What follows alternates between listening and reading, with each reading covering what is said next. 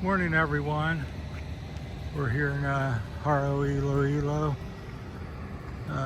Wednesday morning, January the 1st, about 6:30. A little bit of light drizzly rain going on. Thought I'd make this one a little bit, being a New Year's Day. And a lot of people are dating and found love last night or looking for love. We're here in the city of love, so I thought I'd make a little short video about that. So Happy New Year. If you got any questions or comments, and add your 2 cents to my 2 cents, just sharing getting some topics and opinions shared. So what I find in the Philippines versus like in America, or mainly talking about the Philippines since I'm in the Philippines, and there's some of the differences in dating. I think one, again, take your time. A lot of people sitting in America watching YouTube, and they get on a dating site or meet a young Filipina or somebody somewhere, and they start to have a relationship. I just don't, even though I had done that as well. I took out an ad in Hong Kong and wanted to meet an Asian lady. That's how I got started on my journey and coming here. And did that work? Yes, and then and no. At the end, it didn't really pan out, but it lasted a while.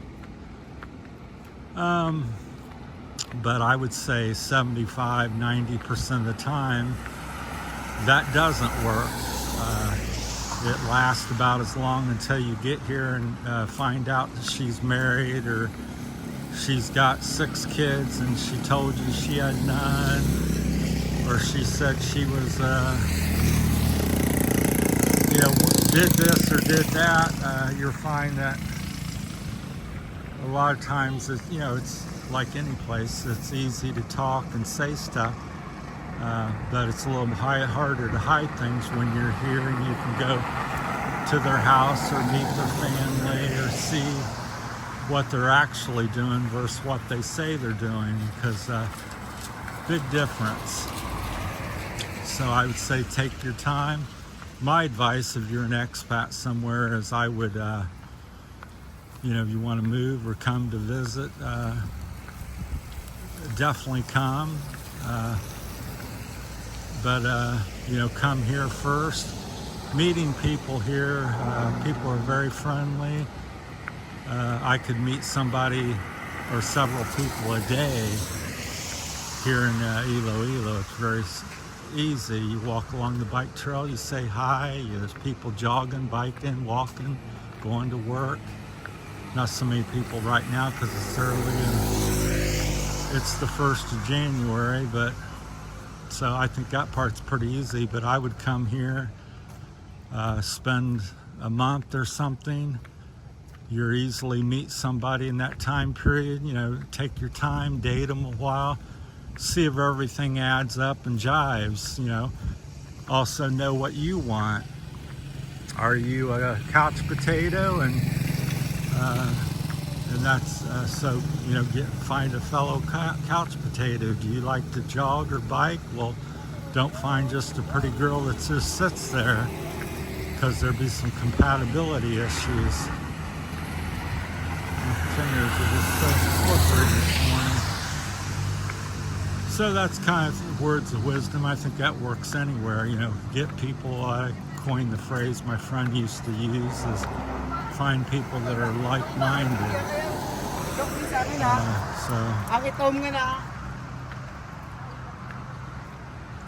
I think that's very important. So you have similar interests. Doesn't have to be identical, but if you're athletic and fit, find somebody else that's also athletic and fit. If you're religious based and you go to church 3 times a week, it'd behoove you to find somebody that does something similar. So, but I think there's a mix of people. It's finding the right one. To me, you're going to date 6 to 12 women typically to find the one that fits you. Now you might get lucky. There's, always somebody says, oh, love of my life. I was walked out the front door and there they were. I said hi, and it's been going on for 20 years now. That does happen, but again, the way I think and speak is what happens the majority of the time. And the majority of the time, you meet somebody online, you talk and hang out, think you have something. Well, 75% of the time or greater, that's not the case. So we're just playing around here. I don't know if it's so interesting, but yeah, still got some of the Christmas stuff out. Obviously, these little lights are on the poles there. Stars are up for Christmas time. So, but that's my words of wisdom. I think people should come here and not get involved first. Don't be worried about, well, if I come, I don't know anybody, and that type of thing, because it's very easy to meet people here. You meet dozens and dozens, so my fingers are shaking, so that's why the camera's shaking. So yeah, just come here, take your time, get to know people, get to, know yourself and be realistic. Don't get overwhelmed. I think people come here and there's literally hundreds of beautiful women here, 20, 30, any age you want. They're all, not all, but most are,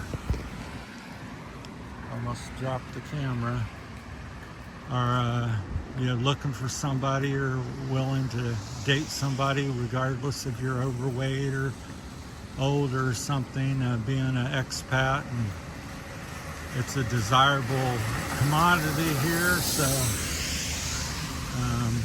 you're not going to have any problems with that. Now, if you're some major jerk or have some serious issue, you still might not have an issue, but in the long run you will. But if you're a decent person, you can find somebody here and it'll definitely work out. So be the least of my worries and concerns. I would just get here and recommend that you do it in person, and then again, take your time. There's no hurry. It's not like you've got I think people get the mentality coming from like America that this is my one and only chance. I'm so lucky I met this 30-year-old. She's beautiful. That can never happen in the West pretty much, and so they quickly try to rush things and accept things that are maybe unacceptable. And I'm here to tell you that there's hundreds and dozens of other people beyond that one that you think. So that's not your only choice and thing. The other thing is culture and stuff. Understand the culture differences, family dynamics, and money's a big thing in that. A lot of times you're expected being part of the family here. Well, you're part of the family, and that means you help the mom, you help the dad, you help the cousins, you help your brothers and sisters. You're kind of somewhat expected to financially do something because you're from the West, and you have extra or more income. And then two, that's just the way they do here. Every family and person I've been with in the last 2 years, that's what they do. If you've got 1,000 peso or 500 peso and your brother's trying to get some cake or needs gas to go to the store, well, you give it to him. That's quite common. Now, that's not set across the board, so coming from the West, that's not so common and kind of a strange thing to you, possibly. So, and if you don't know that and are aware of things, then that can create issues. So that's why I said take it easy and take it slow and get to learn things. I think anything you do in the Philippines or anywhere you go, I think take 1 to up to 5 years to learn the country or learn something. so you don't get on a bike and you're expert in winning the race day one. So take your time and, you know, get here and get comfortable, find out where you want to live, what you want to do, try to learn and understand people's the way things are done and the way people think here, because it's hundreds of years of people doing and acting a certain way here, and you're not going to change that, and they're expecting you to be well, why aren't you like me? You know, why won't you give me 1,000 pesos? I need money. Well, that's not what you're used to doing.